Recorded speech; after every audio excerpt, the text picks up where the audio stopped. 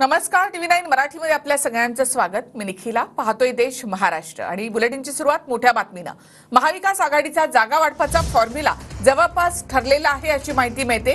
ठाकरे गट 95 ते 100, काँग्रेस 100 ते 105 जागा लढणार अशी शक्यता आहे। शरद पवार गट सुद्धा 80 ते 85 जागा लढवणार अशी माहिती सूत्रांकडून मिळते।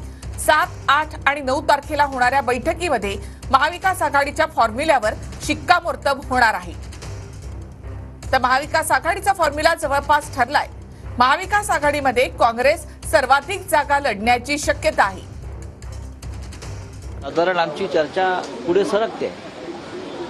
काँग्रेस, राष्ट्रवादी काँग्रेस, शिवसेना हे तीन प्रमुख पक्ष जरी असले तरी इतर जे आमचे घटक पक्ष जे लोकसभेला आमच्या बरोबर होते त्यांना कसं सामावून घेता येईल याच्यावर सुद्धा आम्ही चर्चा केली। साधारणतः किती जागा अजून जवळजवळ संपलाय म्हणा।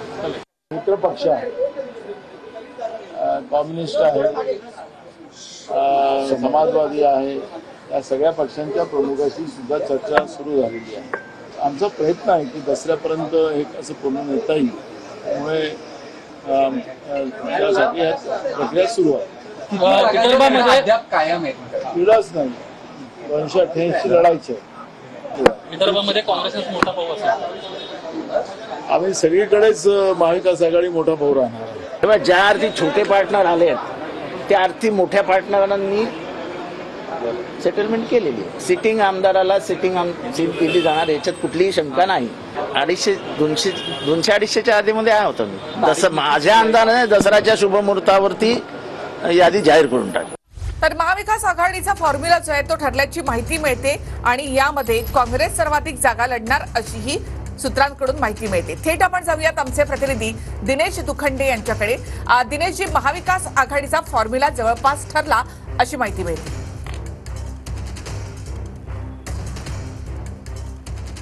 होय, विधानसभा निवडणुकीसाठी आचारसंहिता लागू होण्यासाठी अवघे काही दिवस शिल्लक आहेत। म्हणजे अगदी 8 ते 10 दिवसांच्या अंतरात ही आचारसंहिता लागू शकते आणि असं म्हणता येईल की आचारसंहितेचं काउंटडाऊन सुरू झालंय।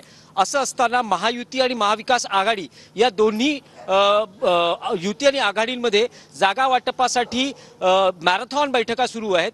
महाविकास आघाडीच्याही गेल्या काही दिवसात ज्या मॅरेथॉन बैठका पार पडल्या, आता खात्रीलायक सूत्रांकडून माहिती मिळते की जागा वाटपाचा फॉर्म्युला अंतिम टप्प्यात आहे, जवळपास निश्चितही झालेला आहे आणि यात काँग्रेस 100 ते 105, शिवसेना युबीटी 95 ते 100 आणि NCP शरद पवार गट 80 ते 85, तसंच जे अन्य मित्र पक्ष आहेत त्यात विशेषतः समाजवादी पक्ष आणि शेकाप यांना 3 ते 5 जागा सुटू शकतात अशी माहिती खात्रीलायक सूत्रांकडून मिळते आहे।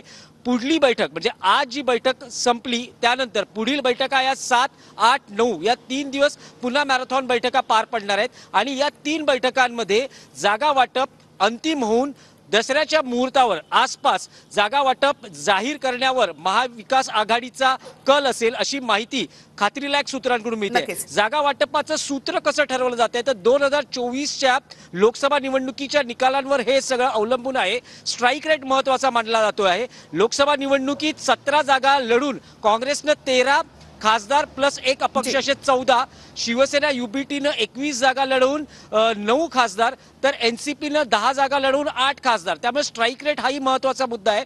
काँग्रेस जास्त जागा यासाठी ठेवत आहे कारण त्यांना मुख्यमंत्री पदाचा आपला दावा मजबूतपणे कायम ठेवायचा आहे। शिवसेना युबीटीचेही मुख्यमंत्री पदासाठी प्रयत्न सुरू आहेत आणि NCPने मुख्यमंत्री पदाबाबतीत आपले सगळे पत्ते उघडले नसले तरी 80 ते 85 जागा लढवून 60 जागा किमान जिंकून आणणं आणि त्यानंतर आपले पत्ते ओपन करणं। दिनेशजी, अगदी थोडक्यात सांगाल की 7, 8 आणि 9 तारखेला 3 बैठका होणार आहेत। या 3 बैठका नेमका कशासाठी आणि जे काही सर्वे काँग्रेस आणि ठाकरे गटाचा राष्ट्रवादीचाही सर्वे झाला होता त्यावर देखील चर्चा।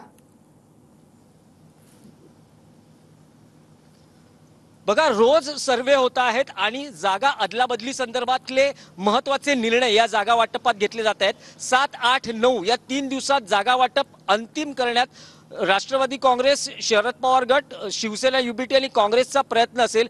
पण गेल्या 4 दिवसांपासून जागा वाटपाचं जे सूत्र होतं, जे अडकलं होतं ते विदर्भावर होतं, कारण विदर्भात सर्वाधिक जागा काँग्रेसला लढवायच्या आहेत। पण शिवसेना युबीटीचं म्हणणं आहे की लोकसभेला आम्ही अमरावती आणि रामटेक या आमच्या 2 सिटिंग जागा तुम्हाला दिल्या, त्यामुळे विदर्भातही शिवसेना युबीटीला शेअर हवा आहे. अनेक वाद झाले. नाना पटोले विदर्भातल्या जास्त जागांवर आग्रही होते आणि शिवसेना युबीटीतल्या नेत्यांशी वाद झाले, खटके झाल्याची ही माहिती मिळते. पण आता जी. परिस्थिती नियंत्रणात आहे. पण या 3 बैठकांमध्ये जागा वाटप अंतिम होईल. नक्कीच धन्यवाद दिनेश एकूणच माहितीबद्दल. तर महाविकास आघाडीचा फॉर्म्युला जवळपास ठरलेला आहे. 7, 8 आणि 9 तारखेनंतर म्हणजे दसऱ्याच्या दिवशी महाविकास आघाडीची पहिली लिस्ट यामध्ये येऊ शकते. शिवसेना ठाकरे गट 95 ते 100, काँग्रेस 100 ते 105 आणि राष्ट्रवादी शरद पवार गट 80 ते 85 जागा लढवण्याची शक्यता आहे.